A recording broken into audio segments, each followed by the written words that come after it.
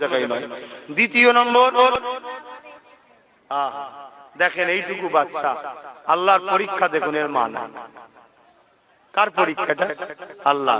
আল্লাহ যেন এই ছোট্ট বোনটাকে যখন বড় করবে, নেক জোড়া মিলান, আল্লাহ যেন একে জান্নাতের উঁচু মাকামে যাওয়ার ব্যবস্থা করে দেন। বোন আমিন। একটু খুশি হয়ে বললেন না আল্লাহুম্মা। এতিমের মাথায় হাত বুলোলে রাসূল বলছে সে যেন আমার মাথায় হাত বুলোলো। জোরে বলুন সুবহানাল্লাহ। এই বাচ্চার পরিবারের যারা আছে তাদেরকে বলবো এই বাচ্চাকে ভালোবাসবেন, আল্লাহর সৃষ্টি মনে করে একে সাহারা দেবেন, আল্লাহ খুশি হবে আপনাদের উপরে। যাও মা, আল্লাহ তোমার নসিব বড় করবে। যান। কয়েকজন মা বোন মিলে অনেকটা টাকা নলেজ সিটির জন্য দিয়েছে, আল্লাহ কবুল করেন বলুন আল্লাহুম্মা আমিন। নলেজ সিটি আল্লাহ কবুল করেন বলুন আল্লাহুম্মা আমিন।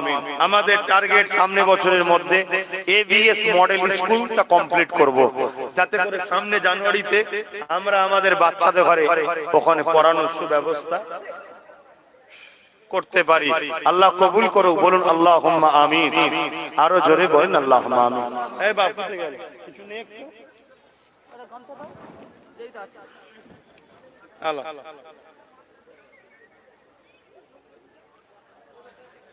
আসেন, যে যা পড়েছেন আমাকে হাওলা করুন, সকলে তওবা করুন। বিসমিল্লাহির রহমানির রহিম। আল্লাহ তাআলা আমি জানা অজানা, ইচ্ছা ও ইচ্ছা সকল গুনাহ হইতে তওবা করিতেছি। আস্তাগফিরুল্লাহ রাব্বি মিন কুল্লি যামবি ওয়া আতুবু ইলাইহি। আশহাদু আল্লা ইলাহা ইল্লাল্লাহ ওয়াহদাহু লা শারীকা লাহু ওয়া আশহাদু আন্না মুহাম্মাদান আবদুহু ওয়া রাসূলুহু। লা ইলাহা ইল্লাল্লাহ মুহাম্মাদুর রাসূলুল্লাহ সাল্লাল্লাহু আলাইহি ওয়াসাল্লাম। বাপ মসজিদ কদ্দুর? নামাজ হয় না তো? হয়ে গেছে। তাহলে এখানে একটা জামাত হবে, এখানে নামাজটা পড়াবেন। আছেন আপনি? পড়াবেন। ইমাম সাহেব রয়েছেন, এখানে নামাজ পড়াবে। দুয়ার পর যাদের উযু আছে উযু করে কাতার দিয়ে দেবেন, যাদের উযু নাই 5 মিনিটের মধ্যে উযু করে চলে আসবেন, সময় আছে, টেনশনের কোনো কারণ নেই। আমি মুসাফির, আমি 2 রাকাত নামাজ মেম্বার শরীফেই পড়ে নেব। আপনারা কাতার দিয়ে দেবেন, যাদের উযু আছে, যাদের উযু নাই উযু করে 5 মিনিটের মধ্যে চলে আসবেন। এসে ইমাম সাহেব রয়েছে, নামাজ আদায় করে নেবেন। ইমাম সাহেবকে বলবো নামাজের মুসাল্লা নিয়ে পশ্চিমের দিকে, আবার